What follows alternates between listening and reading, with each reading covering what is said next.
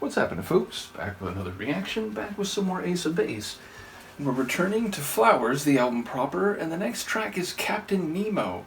So this is a Jules Verne character. I suppose it might be playing off different cultural renderings of the original character, but most fundamentally it's a Jules Verne character from 20,000 Leagues Under the Sea and a later book, which I'm forgetting the name of in the moment. Something like The Mystery Island or something to that effect.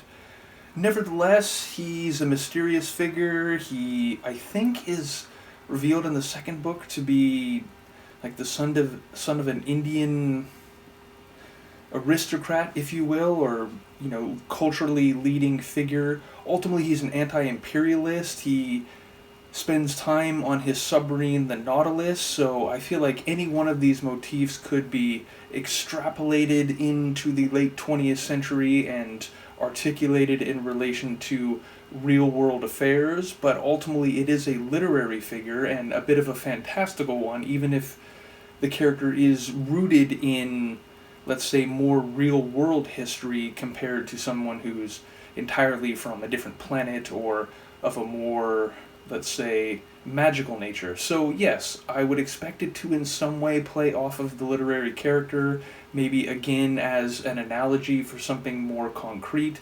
Either way, I'll see what I can pick up on a first listen. This is Ace of Base. The track is Captain Nemo, and it's from a remastered version of the 1998 album Flowers.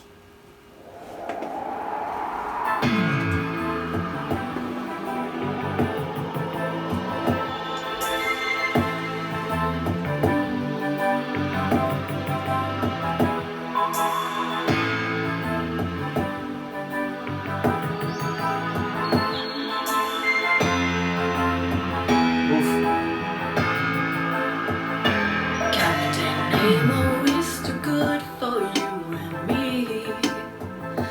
Take a voyage to the bottom of the sea. He's a riddle you will see in the middle of the sea. If you ask him things about life, then he will say, oh no, I am far too continental for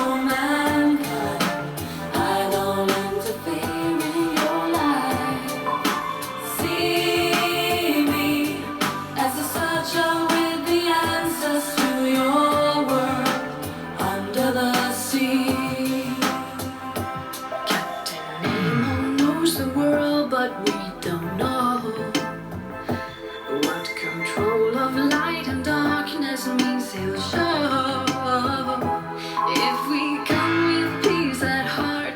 He may help us to restart what went wrong so long ago from down below. Oh no, I am far too continental for mankind. I don't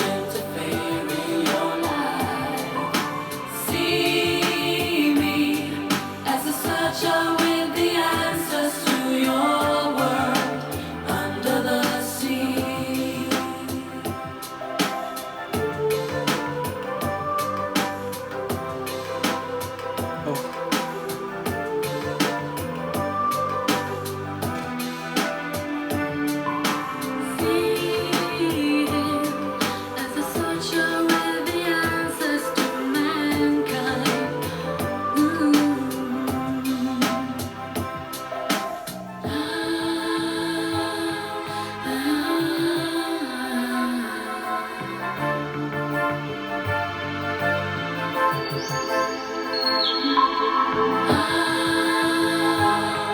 He's far too continental.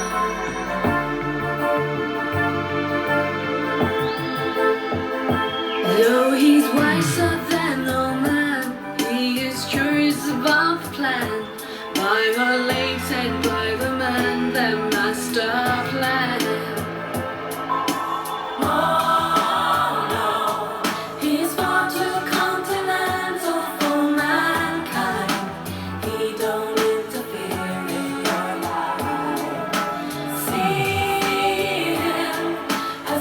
With the answers to your world under the sea.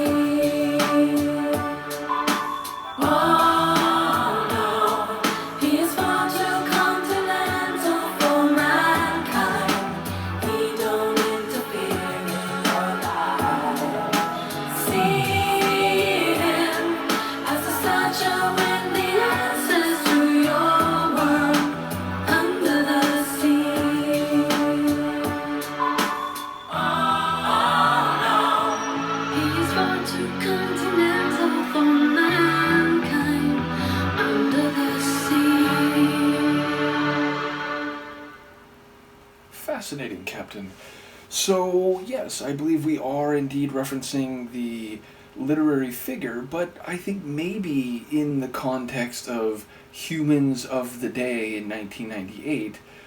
But it sounds like, number one, we're depicting him as, naturally enough, being under the sea, which is, of course, his primary mode of operation and location in the Jules Verne stories. But I do wonder if there's some metaphor there. Certainly there seems to be a suggestion that he's too continental or more continental than mankind, so he's being set apart from the rest of humanity, and he doesn't interfere in their affairs, it sounds like. So I do wonder whether it's about him being ahead of his time, or what's the right word? Prosaic? I'm not sure that fits. But basically someone who has answers for what's going on, but is not trying to impose his will. And again, knowing that he's anti-imperialist in the stories and opposed to nations trying to run roughshod over each other, I wonder whether there's some figurative or conceptual meaning there in that, like, up here on the surface. And continental, I mean, even the rendering of that word, I feel like it could mean different things. Like, if you're in the UK and you say something is continental, you're talking about continental Europe as distinct from the UK, and maybe from other places as well, in terms of social mores, cultural trends or tendencies, political forms. So I feel like maybe by contrasting continental with maritime, or indeed under the sea, there might be a suggestion that what we humans do up here on the continents, on dry land, is different from what he sees and does in his submarine under the sea.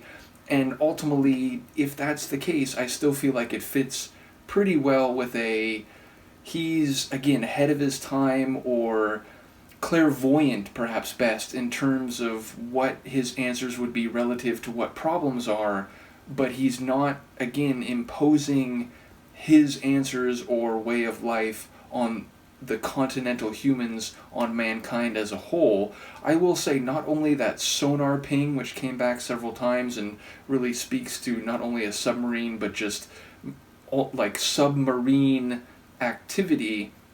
There was also that like double melody that, I don't know, I assume it was a synth, but it had this womp womp womp womp. It had that feel to it, or that rhythm to it, and that felt very oceanic, or indeed liquid-like, compared to perhaps the more sturdy aspects of the sonics, which you could maybe interpret in terms of dry land, steady land under your feet. So I think a lot of the sonics gave an oceanic or indeed submarine feel to them. So a really interesting track. I don't fully have a sense of the argument being made or the picture being painted, so I'll be curious to hear people talk about this one. But in general, it does seem to be playing off the character and some of the character traits associated with him in the Jules Verne story. So an interesting libretto, I guess, to take inspiration from and to write a song about. So I found that very cool, and ultimately it's nice knowing that some of their songs